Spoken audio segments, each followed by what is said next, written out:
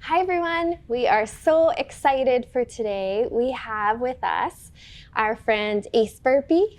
We have one of our Project 11 students who's in grade 11 now, Sophie Vermeulen, and a very special guest who formerly lived in Winnipeg, was born and raised here, Jess Salgueiro.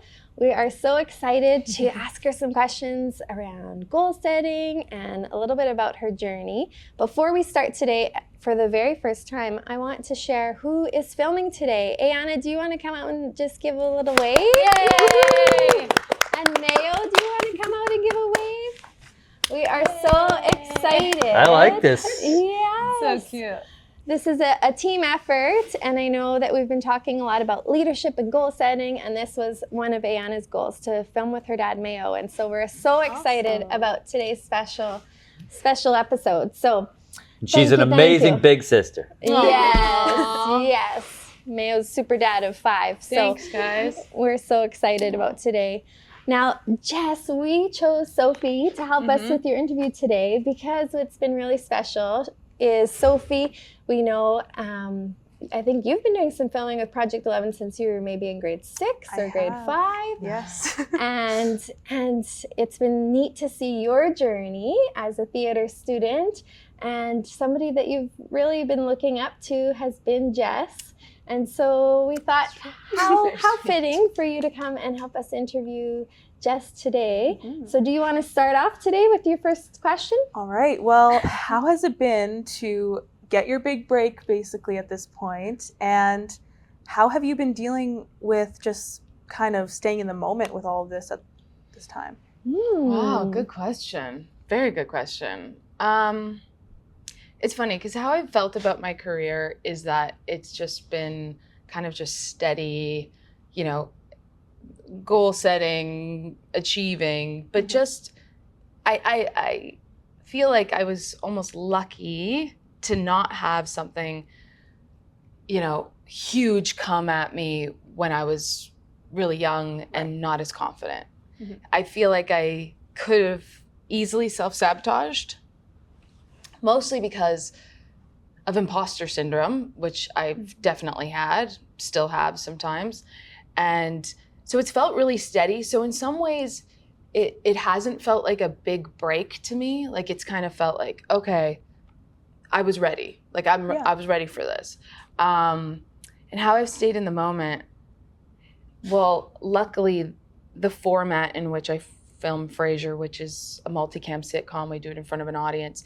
It really helps keep you in the moment because it's comedy. Everything's dependent on whether that audience is going to laugh or not. So you it keeps you fresh. It keeps you on your toes. It keeps you really adaptable because sometimes a joke doesn't land and you have to change right there.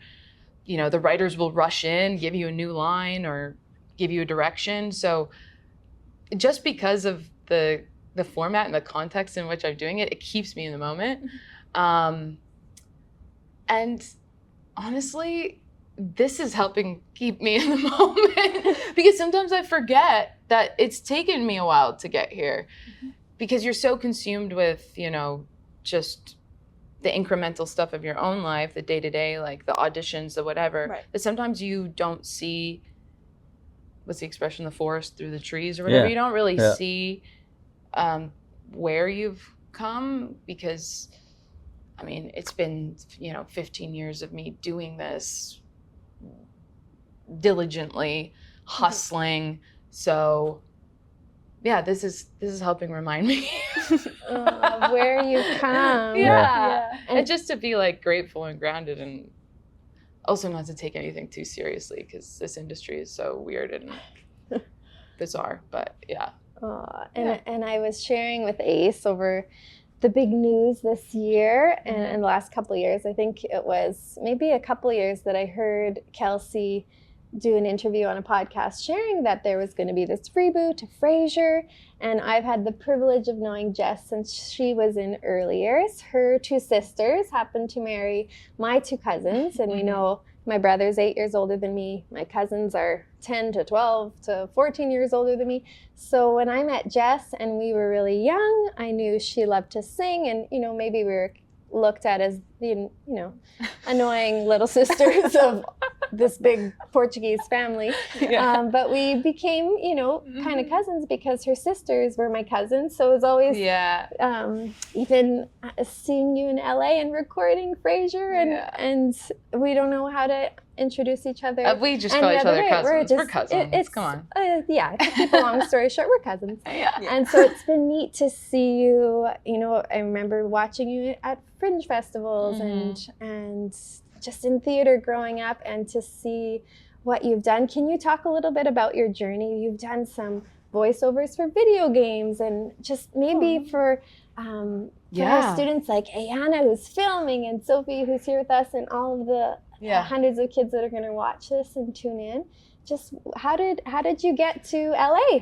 Well, okay, so I was definitely, a hyper kid, very hyper, couldn't stop moving. And my mom was very frustrated with me, put me in dance class because she didn't know what to do.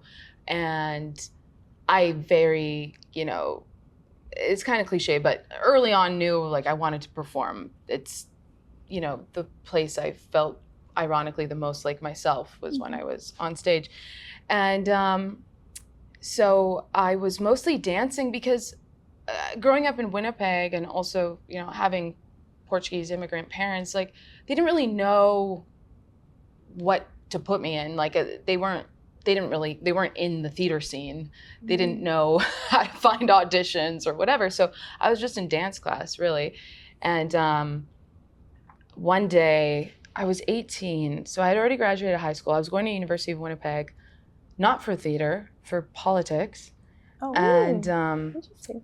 I was teaching dance at the time, and one of the other dance teachers who'd known me since I was a little kid just looked at me one day and said, you want to get out of here, don't you? And you want to be an actor? And I was like, yeah. Like I hadn't really told anyone. Yeah. I was like, yeah, I do want to pursue that. She's like, you got to audition for this school in Toronto. If you get in, go. Like, just do it. And I got an audition, got in, and went. And I swear, if that teacher didn't reach out to me at that time, I don't know what I'd be doing. Wow. I might not be an actor.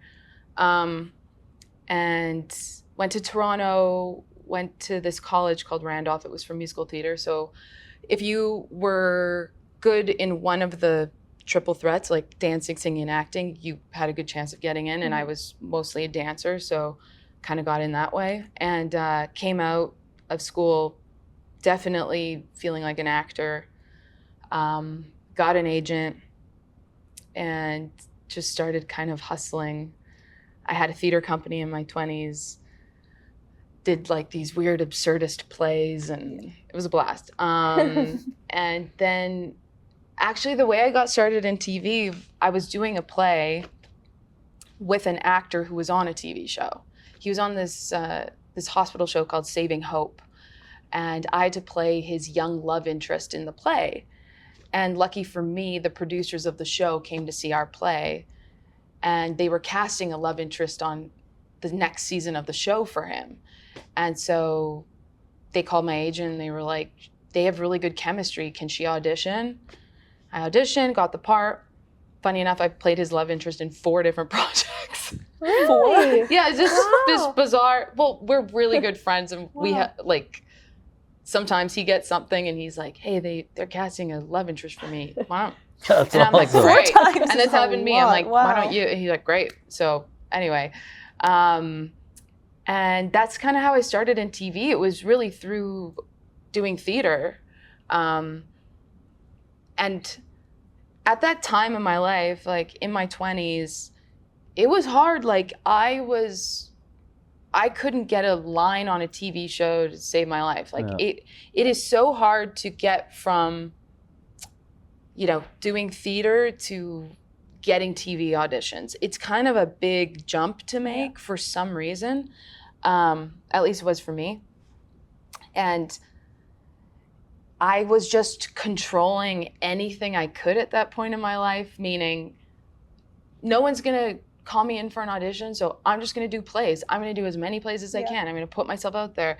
I would serve during the day, do a play at night, or the opposite. Like I was just working my job around when I could be on stage. And I think that work ethic is kind of what got me here, to be completely honest, and luck. I mean, this industry is a lot of luck. When I got, one line on a show, then it leads slowly to maybe 2 scenes, then you get 3 scenes, then you might get 2 episodes. That's a big deal, to get like 2 episodes of a TV show. Then you might get 3, then you might get 5, then you might do the whole season. And so it was just really incremental, really, like, by my standards, kind of slow, but also, when I think back, exactly the right pace for me. Right before you came, we were just talking about rejection in auditions. And of course, just as you were mentioning, the climb that an actor will take or any performer will take, it's not easy by any say, but some people do get that one shot where it's like, okay, they've got their in. Yeah. And I think you finally got that. But how long did that take? Because it's not easy. I would say 96% of my career, the energy I put in out is rejection. Like that's what I get back is rejection. How do you deal with it? At the beginning, it's hard. At the beginning, you have to figure out what works for you in terms of tools for yourself to not take things personally. Especially something like any kind of artistic thing, it's hard to separate yourself from it. So sometimes it feels like the rejection is rejecting you. But once you start to realize it's really not that. I mean, it can feel like that, but it's so many factors. The way people get cast, it's so many things. Do you look like the family that is playing your family on the show? Do you, are you taller than the leading man? I was just going to say, sometimes it can be as simple as the person you're opposite, you're too tall or whatever. Just doesn't work together for whatever reason, or I don't know. There's so many reasons, and at the beginning you can consume yourself with that, because so often young actors will try to follow someone's footsteps, but you can't really do that because it doesn't work, because it's not your path. That was their path. It's different. Yeah, exactly. And once I started to kind of stop doing that, and look, there were so many things I did to try to be that leading actress. I mean, I'm open to talk about it. I totally had an eating disorder. I was so hard on myself. I was trying to fit inside the box of what I thought I needed to be. And the ironic thing is, it didn't get me any jobs. Right. Only when I started to get healthy and start to take up space in every way, physically, energetically, did people actually start to notice me. And so, it really taught me, whatever I thought I had to be is not it. I just have to be myself. I know it's like the most cliche thing, but it really is true, because there really is no one like you. So it makes that's me a think huge thing. of a lot of students that want to be the next Ace Burpee or the next Jess Salgueiro. It doesn't matter what you may want to do, or we have a lot of students that have been asking our Project 11 staff for reference letters. They're applying to different universities and maybe not going into theater, but just rejection in any path can offer, it sounds like, also a bit of opportunity to grow and self-reflect, and can strengthen you in a way too. It starts to, like, now it's easier.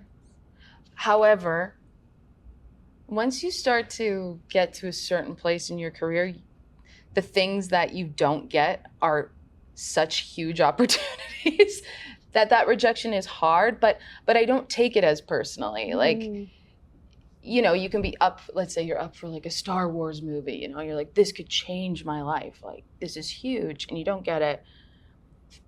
The rejection, I don't feel like Jess was rejected. I'm just like, oh, that wasn't mine. I don't know how else to explain it. You start to be like, that one wasn't mine.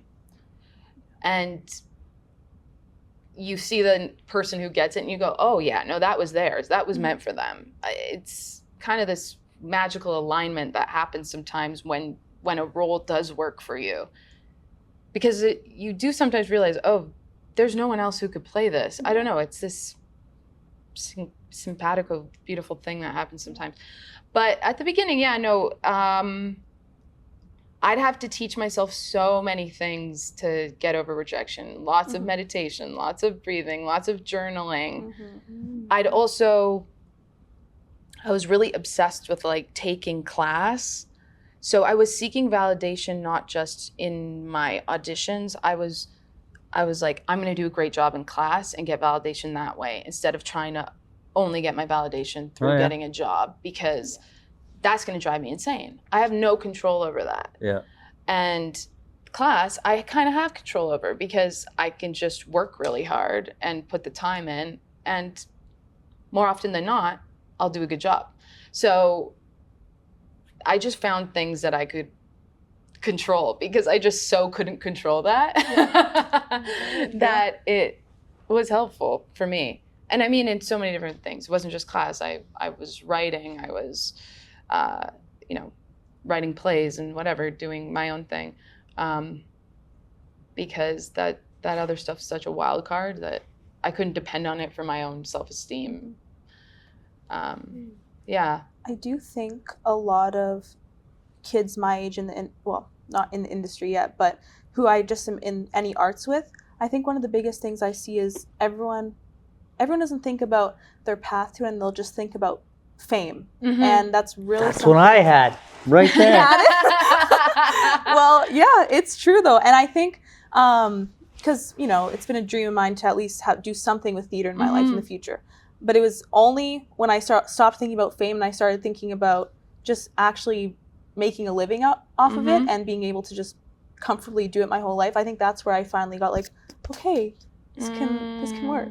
Even going one step further is being creatively fulfilled. Yes. Is like, totally. Yeah. Just because someone writes songs, just they don't get paid to write songs, doesn't mean that person should ever stop writing songs. Exactly. Totally. To be creatively fulfilled is as important as. But I was thinking about that, Sophie. No joke, but like, there's tons of people in your school. There's tons of people my age that honestly think that they're not so concerned about what it is they are actually doing or accomplishing. What they are concerned with is fame. Totally. And there's different versions of that, and some of them are a little dangerous, because it's like it's by any means necessary. Fame is the goal, and it's bizarre. This is reminding me, like, I would constantly have to renegotiate with myself why I was doing this. Right.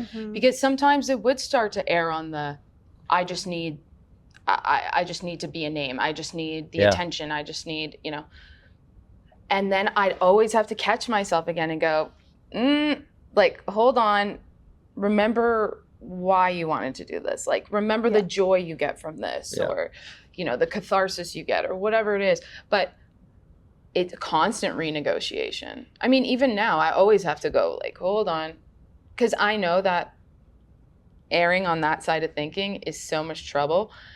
Also, fame is so fickle, and there's a lot of downsides to fame too, like a lot of downsides. But anyway, also, it's funny, I remember always thinking about things this way.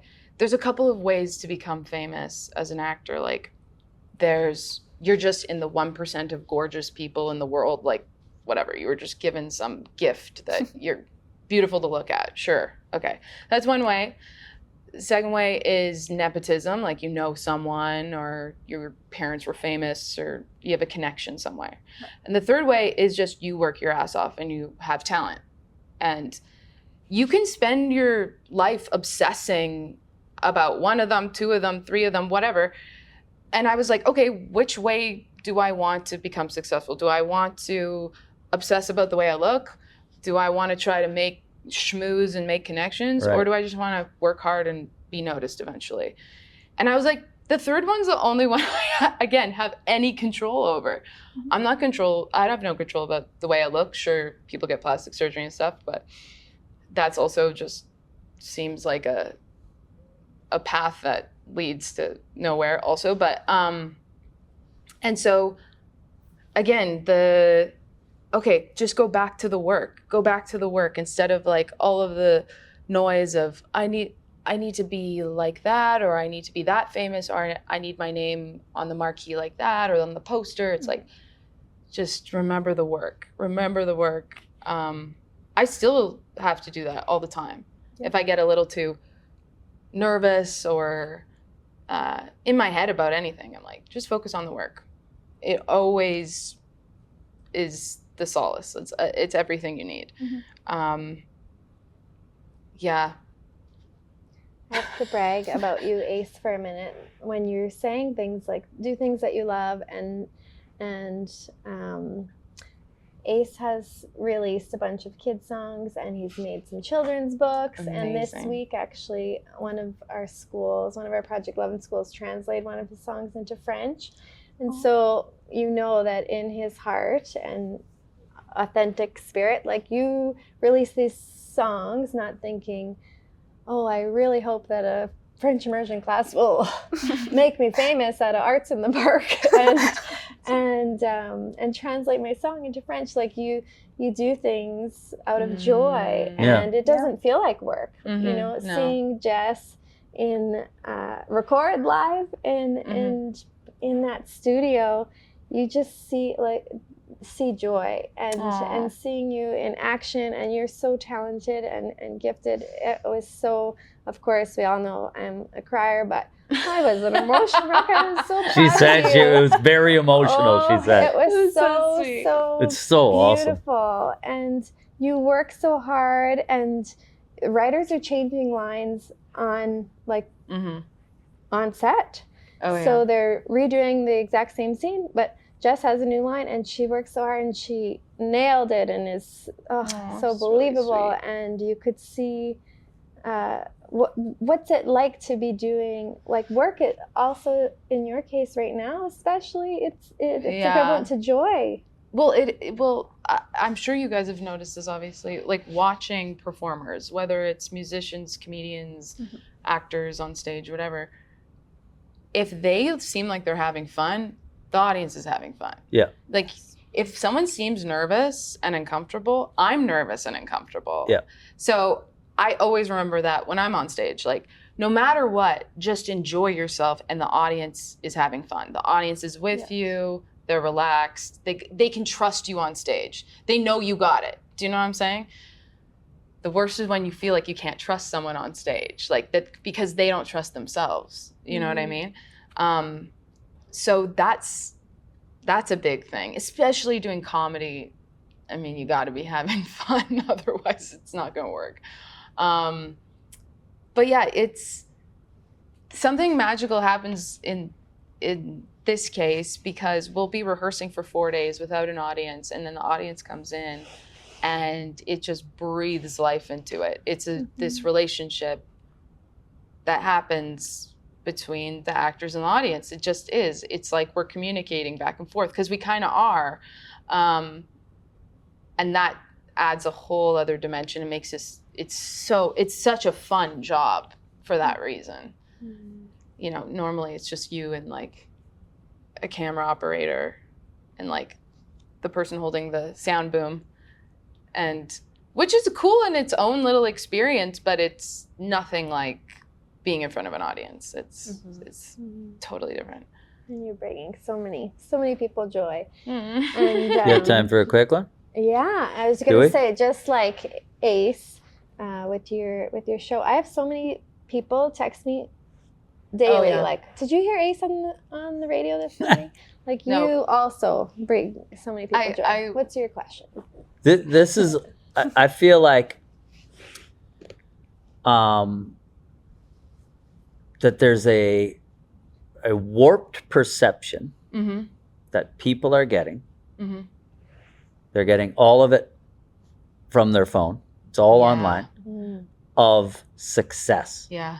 So there are 15-year-old boys who all they scroll past are dudes saying, I'm 21 and I made my first mill and I'm jacked, and no, I'm serious. Like, Yeah, it's I know. It's true. massive. Yeah. And so that is what they are being told Mhm. is success. Mm-hmm. And success, the word, like, I don't know, has been like hijacked. Yeah. And so what would it be for you where it's like, because you never want to say I'm a success, because Mm-hmm. you're far from done, and you have you there's so much still in you that you've been working on to give to other projects and stuff. But I just wonder about how you perceive success and the word, and also same with you, Sophie, as in, like, what does that word mean to you, and Mm-hmm. Mm-hmm. are you being told other things by outside sources? Me first? Either way. I felt like a success years ago when I no longer had to serve tables to make a living. Mhm. That still to this day was like the moment for me where, and I was not making as much money or whatever as I am now, but it didn't matter. Like that liberating myself and achieving my goal, which was to be a working actor, was everything to me. And I felt like I could actually proudly say I'm an actor. Without kind of feeling like, am I an actor? Right. But I don't really make money doing it or whatever. Like, that was such a huge moment for me. And it actually marks it more for me than, booking a job in LA on a sitcom marks it for me. Yeah. But also the fact that success, what it feels like for me is having amazing relationships with the people I work with the people outside of my job, with my friends, my family, with not being jaded, being generous, being grateful. Oh my God. Because sometimes I forget. Sometimes I'm like consumed with I need to do this. I didn't get this yet. I need to do that. Da, da, da, da. But when I can actually take a moment and be like grateful, I'm like, holy, I'm a success. Like if I can do what I love to do and have a lot of peace in my life, in my home life, I'm like, wow. And be myself, like not have to conform. And Yeah. I can't even believe that sometimes when I really sit with that's even possible. Awesome answer. Yeah. Yeah. Like, it's funny because you what you first went to, which is awesome, that like literally doing this once for a living, being an actor once for a living, you deemed a success. Totally. But then the more you're talking about that, it moved away from career and like having good connections and relationships with people you work with and friends and home, and then saying that you have peace in your home life. Like, that's huge. that would be the biggest W of all. Like, it really is. It's not stuff. It's not money. It's not clout. It's not like, it's all that stuff is way down the list. That's awesome. Yeah. It also kind of actually starts to confuse and blind you a lot too. Sure. Because it's really success is really a feeling, no? Yeah. Like, Yeah. you can tell someone they're successful, but if they don't feel it, it doesn't mean anything. Yeah. Did we steal any of your answers, I love Sophie? that. Sorry. No.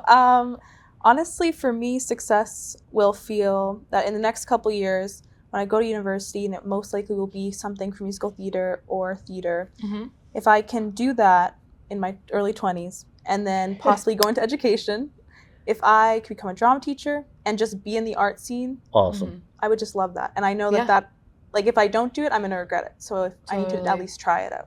Totally. Yeah. You're gonna do it. And I'm excited for you.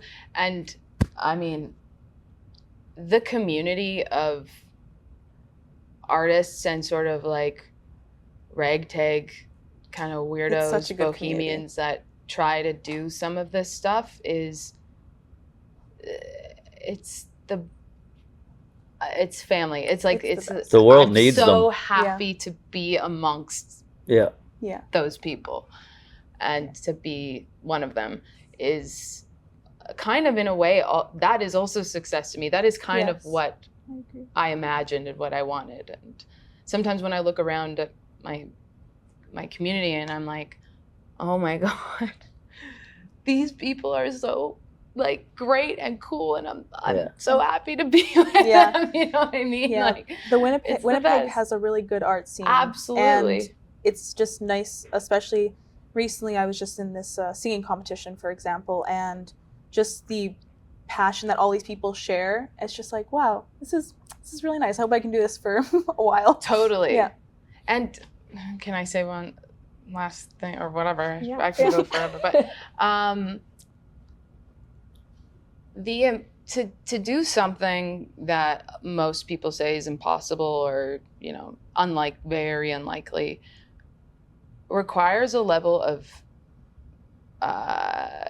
maybe impracticality or hope or faith, however you want to call it, but to kind of have to put all of your worries, fears, practicality aside and just leap, like, and just go on hope, requires a real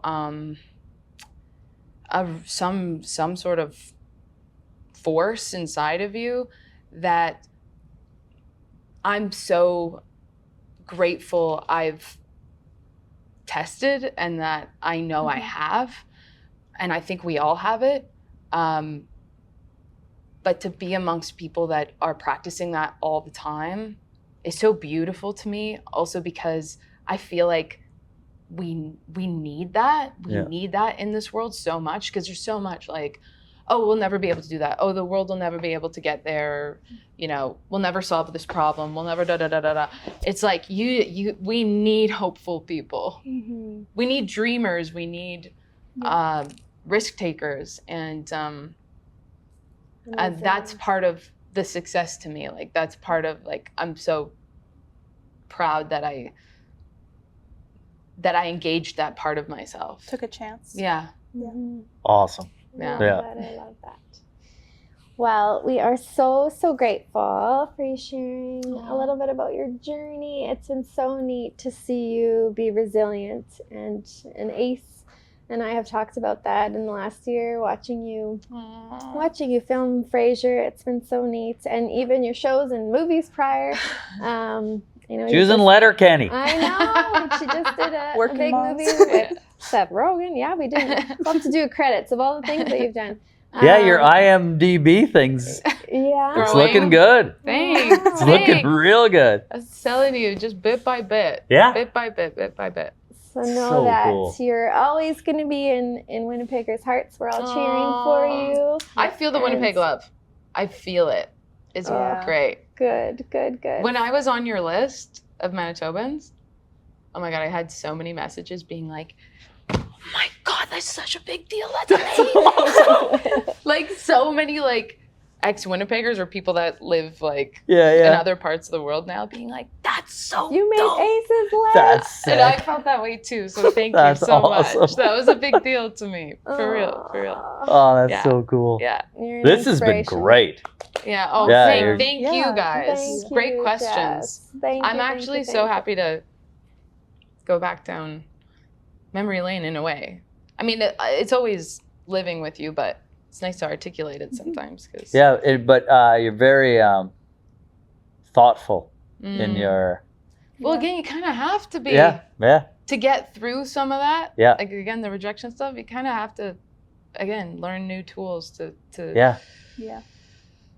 digest everything and come out being like, okay, I'm going to keep working hard and I'm going to persevere. Oh, and you have. And you're such an inspiration for everybody. Yeah. Yeah, that was including our students like Ayanna. Thanks for and watching, Sophie.